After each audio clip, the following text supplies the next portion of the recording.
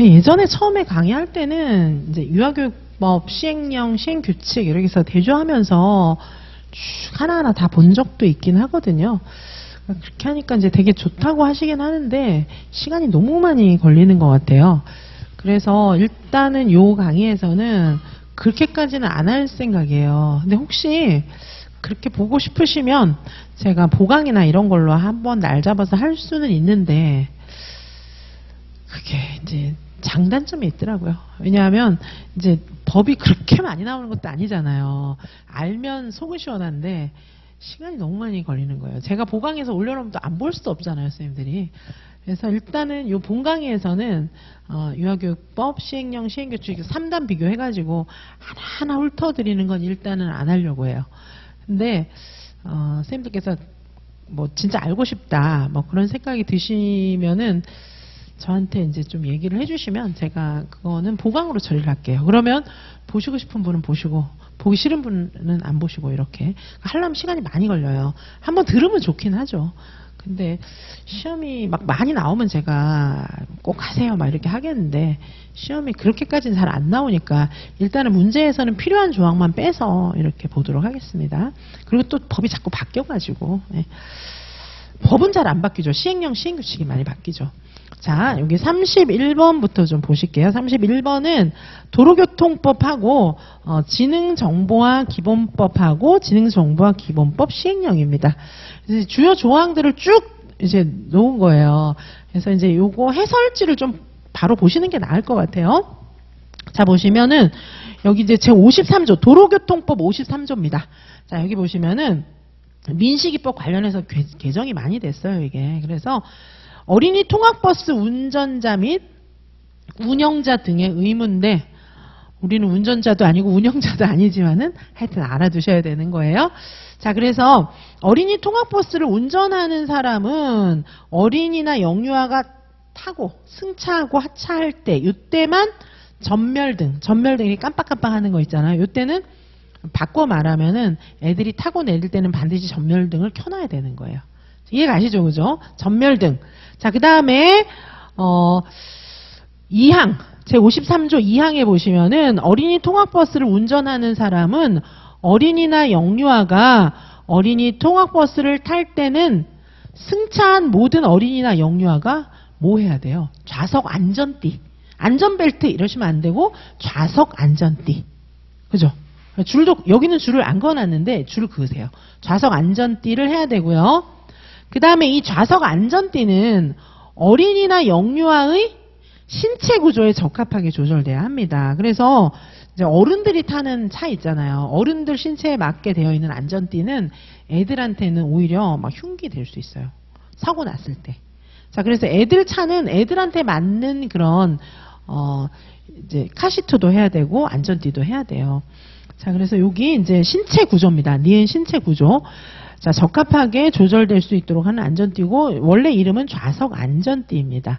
자, 그 다음에 이제 애들이 차를 탈 때는 일단 안전띠 매는 게 기본이에요. 그렇게 하고 나서 이제 도착했어요. 그래서 이제 얘를 내려줘야 돼요. 내릴 때는 보도 동그라미 해주세요. 보도 이게 인도 아닙니다. 보도 법 용어로는 보도예요. 보도. 그 다음에 길 가장자리 구역. 보도나 길 가장자리 구역. 그리고 자동차로부터 안전한 장소. 그죠? 보도, 길 가장자리 구역, 안전한 장소. 그죠? 여기에 이제 도착한 것을 확인한 후에 출발해야 돼요. 아시겠죠? 그러니까 내려주고 그냥 바로 출발하면 안 되고, 요런 데 도착한 걸 확인하고 출발해야 합니다.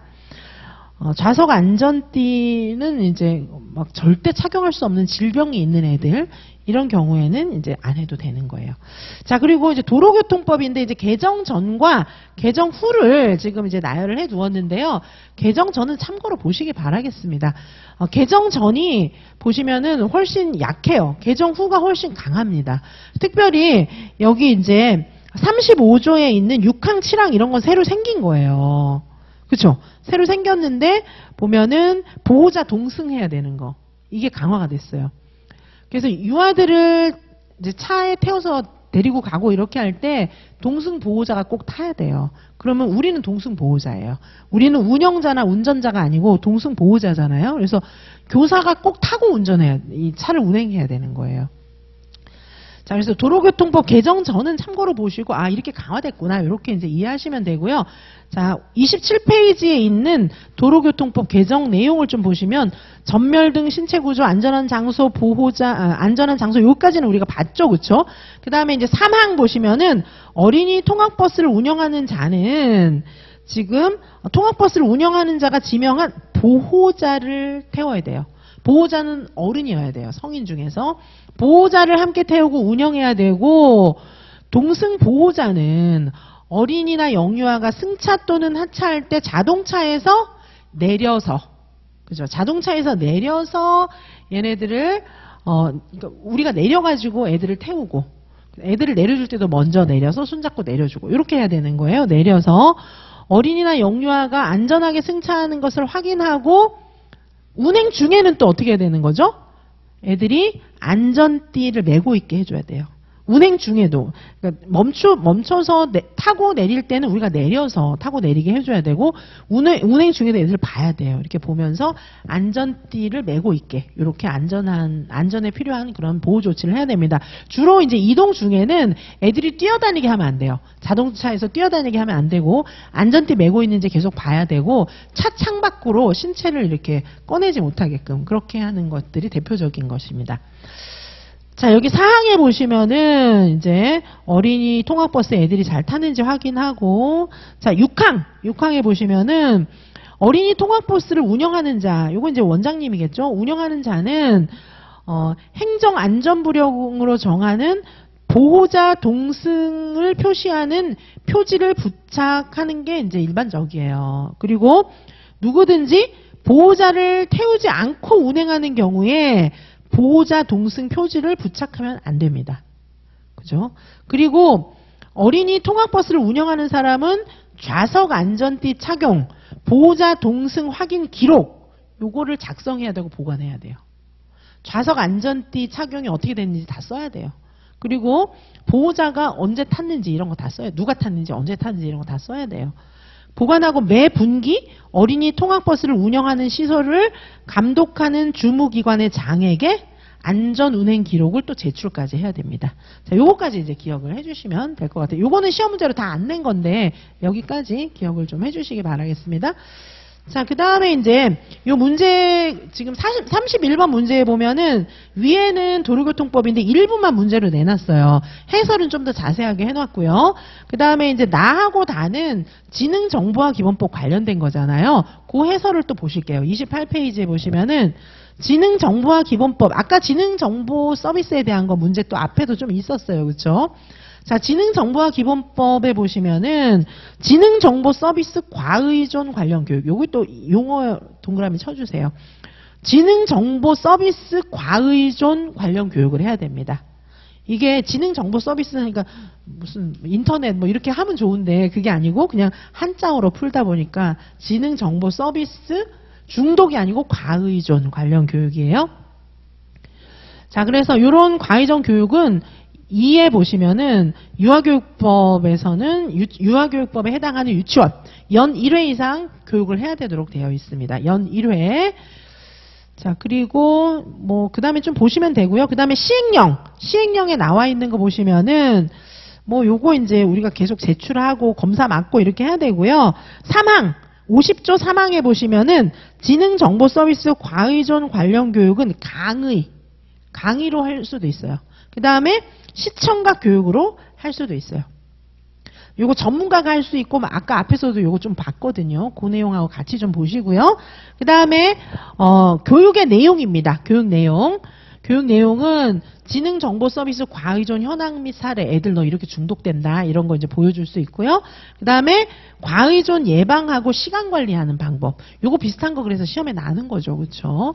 자, 그 다음에 29페이지에 보시면 유해 인터넷 환경에 대한 변별 방법, 그리고 그 밖에 지능정보서비스 과의존 예방과 해소에 필요한 사항, 이렇게 해서 크게 4가지 사항을 교육 내용으로 제시하고 있습니다.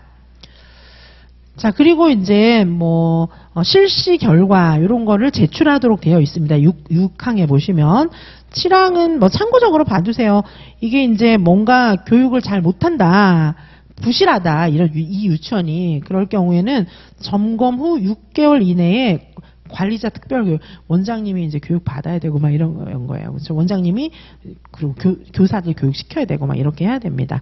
뭐 이런 건 참고니까 그냥 한번 보고 지나가시고요. 여기 우리랑 관련된 것들, 시청각 교육, 강의 이런 걸로 교육할 수 있고, 그 다음에 과의존 관련 교육의 내용은 뭐 이런 내용들이 있다는 것 정도는 좀 봐주시면 좋을 것 같아요. 자, 그 다음에 32번 문제로 넘어가실게요.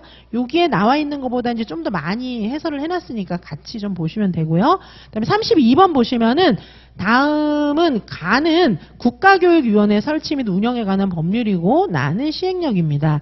자, 지금은 우리가 이제 예전에는 뭐 교육에 관해서 총괄하는 기관이 교육부만 있었잖아요. 지금은 이제 이원화가 돼 있어요.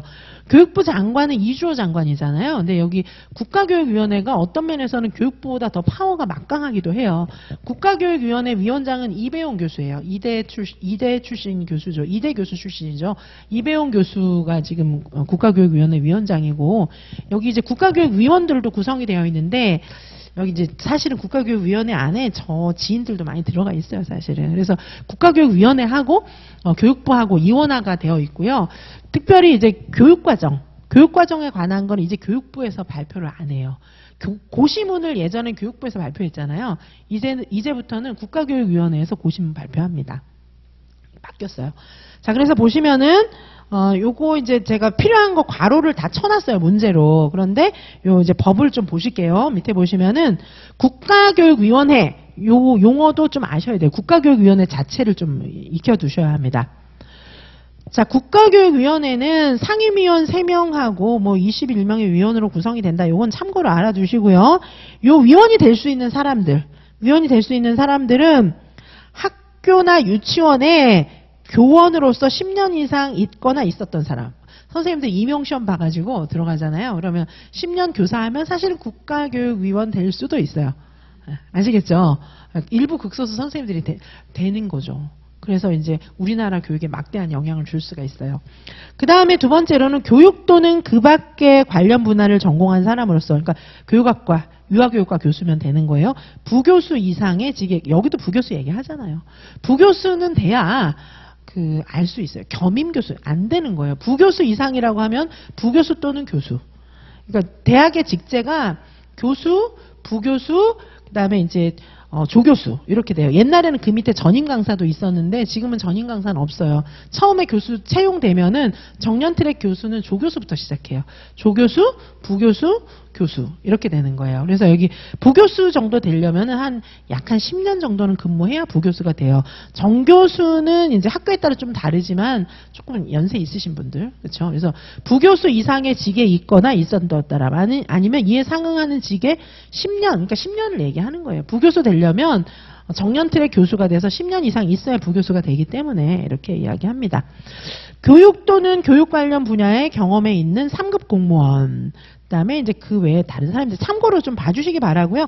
5호에 보면은 학생, 청년, 학부모, 지역 주민 이런 사람들도 이제 위원으로 앉힐 수 있다고 되어 있는데 대체로 이제 전문가들이 많이 교육위원을 하죠, 그렇죠? 자, 그 다음에 보시면 제 12조에 국가교육과정 기준 및 내용의 고시 뭡니까? 우리 지금 2019 개정 누리과정 얘기하는 거죠, 국가교육과정. 그다음에 고시문, 내용의 고시 얘기하는 거예요. 요거를 위원회에서 하는 겁니다. 국가교육과정, 그렇죠? 유아교육법 제2조 2호에 따른 유치원, 뭐 초중등 뭐 교육과정, 그죠? 국가교육과정. 그러니까 2019 개정 누리과정 다음에는 이제 뭐 어떤 교육과정 명칭이 될지 모르겠지만 어쨌든 교육과정 기준과 내용에 관한 기본적인 사항을 정해서 고시하는 게 교육부 장관이었거든요, 예전에는. 근데 이제는 국가교육위원회예요.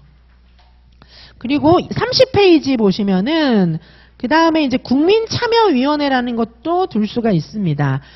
사회 각계의 의견 이런 것들을 다 반영해서 교육에 반영하기 위해서 국민참여위원회라는 거를 두게 돼 있어요. 국민참여위원회 요 정도 좀 알아두셔야 되겠죠, 그렇죠? 국민참여위원회는 지역별, 연령별, 성별, 직능별로 균형 있게 구성하도록 되어 있습니다. 그 외에도 전문위원회, 특별위원회, 전문위원 뭐 이런 것들이 있고요. 자, 그 밑에 보시면 국가교육위원회 설치 및 운영에 관한 법률 시행령에 보면은 국가교육위원회 위원회 기준에 학부모위원도 있을 수는 있습니다. 학부모. 여기 학부모 있죠, 그렇죠? 학부모위원으로 위축되려면은 애가 유치원에 다니고 있어야 돼요. 그렇죠? 그리고 여기 31페이지에 보시면 자, 교육과정, 국가교육과정 기준과 내용을 국가교육위원회에서 정하잖아요. 교육부가 아니에요, 이제는. 옛날엔 교육부 장관이 정했거든요. 지금은 그게 아니고 국가교육과정과 기준을 국가교육위원회가 정하는 거예요. 자, 그래서 제9조의 3, 여기 보시면 유아교육법에 따른 유치원의 교육과정, 유치원의 교육과정 운영은 자율성을 존중하도록 이렇게 교육과정 운영의 방침이에요. 유치원의 자율성을 존중하는 방향으로 교육과정을 만든다 이렇게 얘기하고 있는 겁니다. 그 다음에 제10조 보시겠습니다. 제10조 국가교육과정 기준과 내용의 수립 변경 요거 국가교육위원회에서 하는 거예요. 옛날에는 교육부에서. 그렇죠? 자, 그래서 국가교육위원회는 요런 이제 내용을 정하는 것인데 국가교육과정의 기준과 내용을 수립 변경할 필요가 있다고 인정하는 경우에 국가교육위원회의 심의 의결을 거쳐서 국가교육과정의 기준과 내용을 정해야 합니다. 이해가 가시죠? 그죠? 그 다음에 2항에 보시면은 이제 교육과정을 바꾸고 뭐 이렇게 할 때 심의 의결을 해서 정해야 됩니다. 자, 교육부 장관이 새로운 교육 수요 이런 것들이 있다고 생각해서 국가교육과정의 변경을 요청할 수 있어요. 그 다음에 2호에 보시면은 이제 시도교육감 과반수의 동의를 받아서 교육감 협의회가 또 건의를 할 수가 있어요. 그 다음에 이제 3호에 보시면은 자, 국가교육위원회 인터넷 홈페이지 등에 게시된 국가교육과정 기준과 내용의 수립 변경에 관해서 국민 의견 이런 거를 또 이제 수렴하게 되어 있어요. 자, 요거 한번 봐주시고요.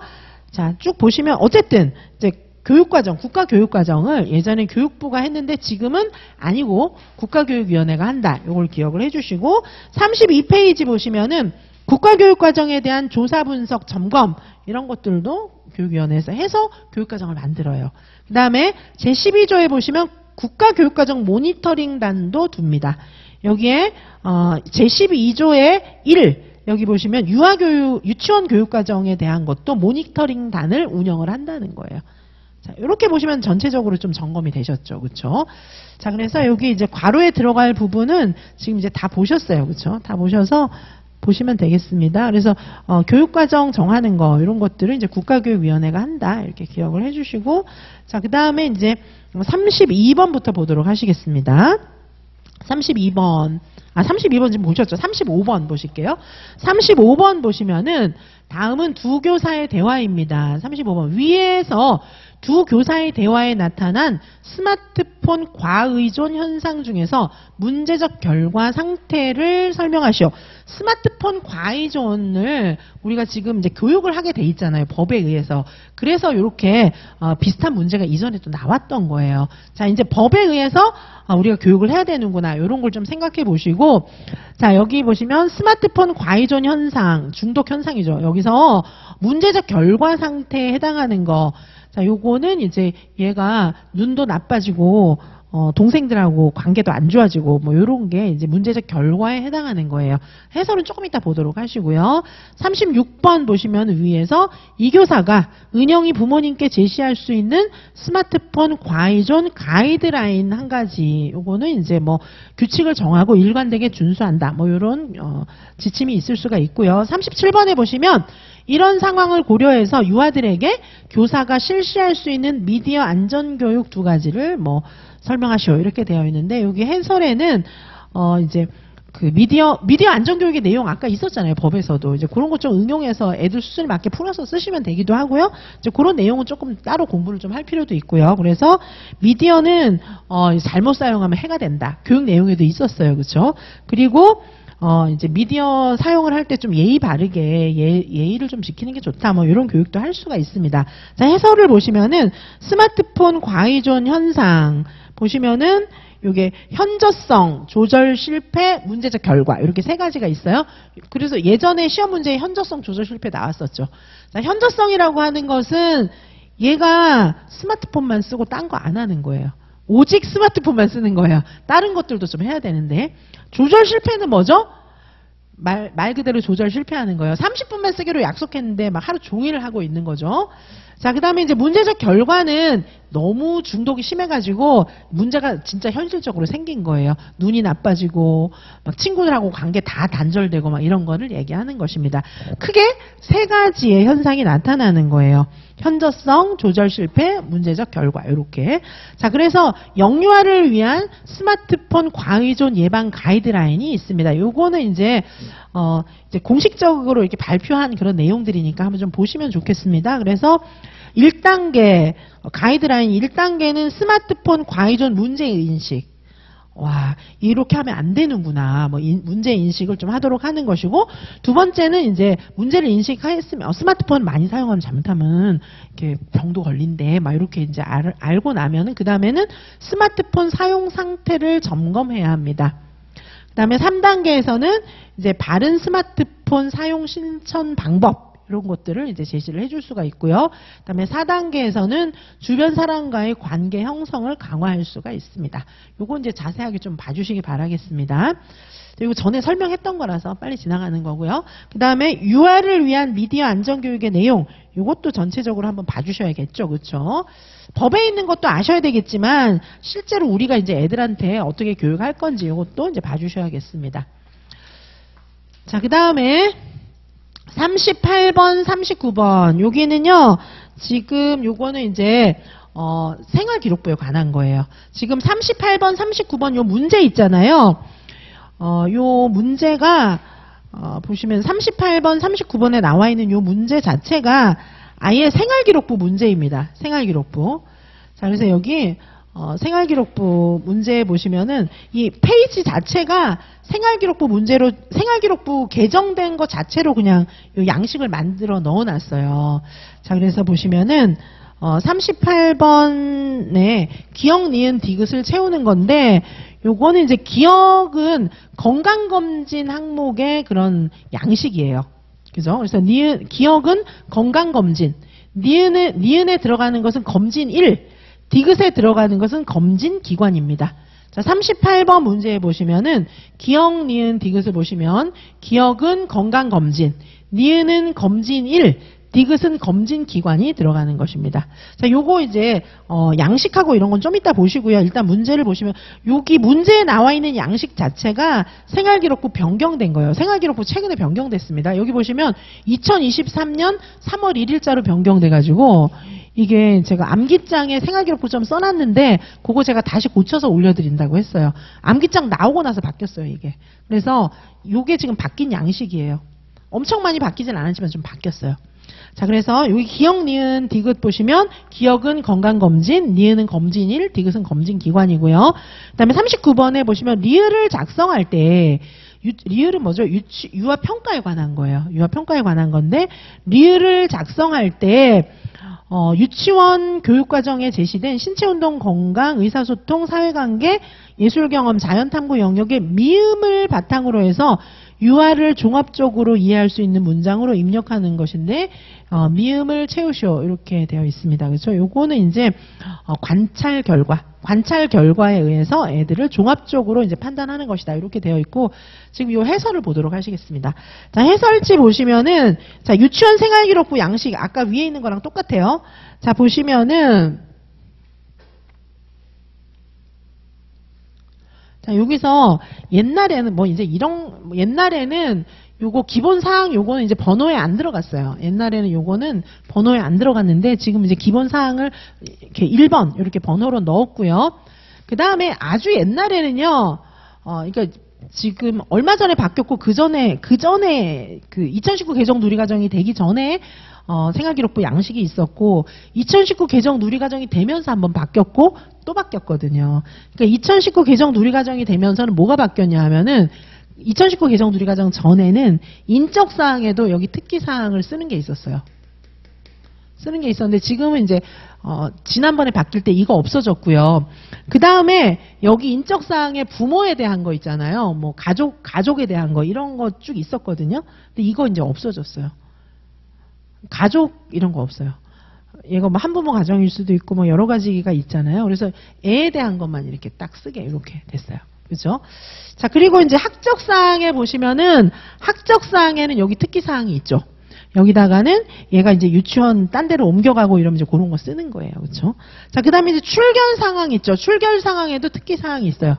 이거는 애가 일주일 이상 결석하잖아요. 장기 결석했을 때는 얘가 뭐 왜 장기 결석했는지 이런 거 쓰는 거예요.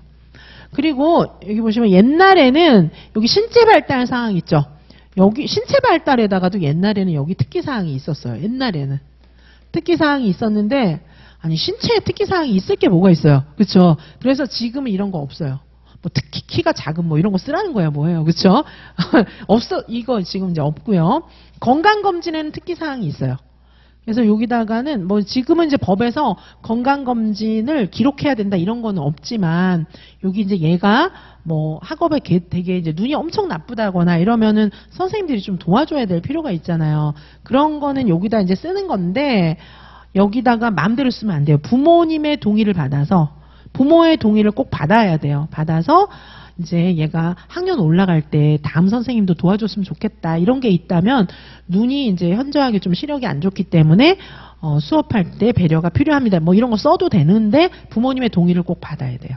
아시겠죠? 그렇죠? 요렇게 보실 수 있고 그 다음에 요거는 이제 2019 개정 누리과정 되면서 바뀌었어요. 옛날에는 신의사 예자 하나씩 나눠져 있었어요.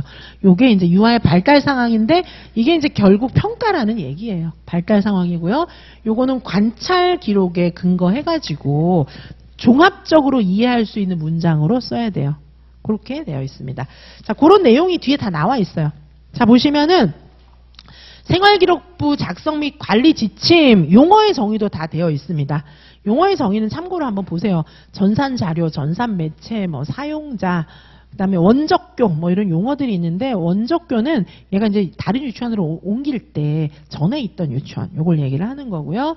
사용자라는 건 보통 이제 담임이 사용자가 되죠. 담임이 기록하게 되어 있기 때문에 자, 이렇게 쭉 보시면 되고요. 기본사항, 지금 제가 말씀드렸던 내용들이 여기 다 나와 있어요. 인적사항, 학적사항 이런 거 쓰는 거 다 나와 있고요. 출결 상황 보시면 출결 상황에 수업일수, 출석일수, 결석일수 이런 걸 쓰는 것이고 결석일수에는 질병, 기타, 미인정 결석이 있어요. 그리고 이제 뭐 코로나 걸려서 안 오고 이런 거는 결석일수에 아예 안 들어가는 거예요. 자, 그리고 특기사항에다가 아까 특기사항이 있었잖아요. 그렇죠? 특기사항에다가는 일주일 이상 장기 결석한 경우에 사유를 쓰는 겁니다. 자, 그리고 이제 신체 발달 상황은 이제 쓰는 건데 이제 특기사항 없고요. 옛날엔 있었지만 건강검진에는 특기사항이 있어요.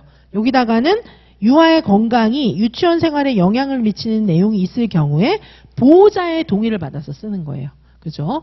자, 그리고 제10조 유아의 발달 상황, 이게 평가예요. 그렇죠? 근데 평가 이렇게 쓰면 안 되고 유아 발달 상황 이렇게 쓰셔야 됩니다. 자, 여기는 관찰 결과를 바탕으로 관찰 결과를 바탕으로 종합적으로 이해할 수 있는 문장으로 얘는 의사소통 영역이 특별히 못합니다. 뭐 70점입니다. 이렇게 쓰시면 안 되고 종합적으로 이해할 수 있는 문장으로 써야 됩니다. 그 다음에 이제 생활기록부는 준연구 보존이에요. 준연구. 그리고 졸업 후 5년 동안 유치원에 보관하는 겁니다. 그리고 나서 이제 공공기록물 법에 따라서 보존 관리하는 것이고 어쨌든 졸업 후 5년 동안은 유치원에 보관해야 됩니다. 그리고 자료의 정정 보시면은 유치원의 학년도는 3월 1일에서 다음 해 2월 말일이잖아요. 그 사이에 생활기록부를 작성하는 거예요. 2월 말까지 종료시키는 거예요. 작성해가지고. 그리고 매 학년이 종료된 다음에 이제 2월 말이 지났잖아요. 그러면 작년 거 원칙적으로 못 고쳐요. 그죠? 지금 그런 얘기가 써 있는 겁니다. 원칙적으로 수정을 못하게 돼 있어요. 수정할 때는 어떻게 하는 거죠?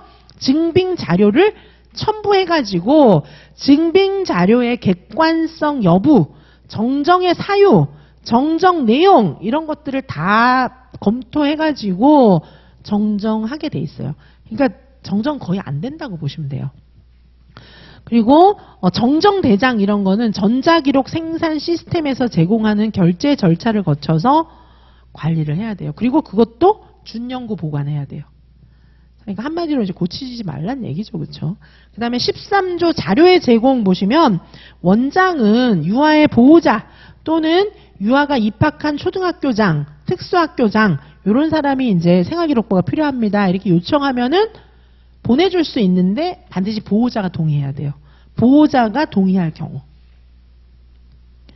자, 그 다음에 여기 13조 3항에 보시면은 유아가 전학할 경우에도 보호자의 요청에 따라서 전산자료, 이거 옛날에는 전산자료 형태 아니고 출력해 갖고 줬었어요. 근데 지금은 전산자료 형태로 제공하도록 되어 있습니다. 자, 이해 가시죠? 여기까지 보시면 되고, 그 다음에 추가적인 나머지 뭐 개정된 거 제가 어떤 게 개정됐는지 이것까지 써놨어요. 왜냐하면은 N수행쌤들이 옛날 거 막 외우고 막 이런 분들이 계시기 때문에 뭐 개정됐는지 이유까지 좀 보시라고 써놨는데 뭐 그건 안 보셔도 될 것 같아요. 지금까지 본 내용들만 보시면 될 것 같습니다. 자, 이렇게 해서 오늘은 정리를 할게요. 수업 정리를 하고 전도 다음 주에 뵙도록 하고요. 다음 주에는 내용이 오늘보다 좀 많을 수도 있어요. 자, 그래서 오늘은 일단 가볍게, 오늘도 많습니까? 오늘 일단 가볍게 이렇게 보시고요. 이제 마지막 주에는 이것도 실전 모고가 있으니까 그렇게 보시면 될 것 같아요. 그리고 제가 이 특별히 이제 안전법 요 강의를 지금 3주 동안 진행을 하잖아요. 그런데 그때마다 필요한 내용들은 더 제가 넣고 있어요. 그래서 요 내용은 거의 다 한 80%는 될 거예요. 제가 다뤄드리는 내용 중에서 한 20%는 여기 없는 것도 있어요. 제가 이 강의에서 다루지 못하는 내용들이 선생님들하고 푸는 매 시간 문풀 시간에 들어가 있어요. 그래서 법안전 관련된 거는 따로 모아주세요. 요거가 거의 80%인데 20%에서 시험 나오면 또 어떻게 해요? 그러니까 그거를 모아가지고 같이 보시면 좋겠습니다. 근데 나는 귀찮아서 못해요. 이러면 그냥 이것만 하세요. 근데 제가 이왕에 더 다루어 드리니까 그것까지 같이 모아서 보시면 더 꼼꼼한 자료가 될 것 같습니다. 자, 여기까지 보고 저는 다음 주에 또 뵙도록 하겠습니다. 감사합니다.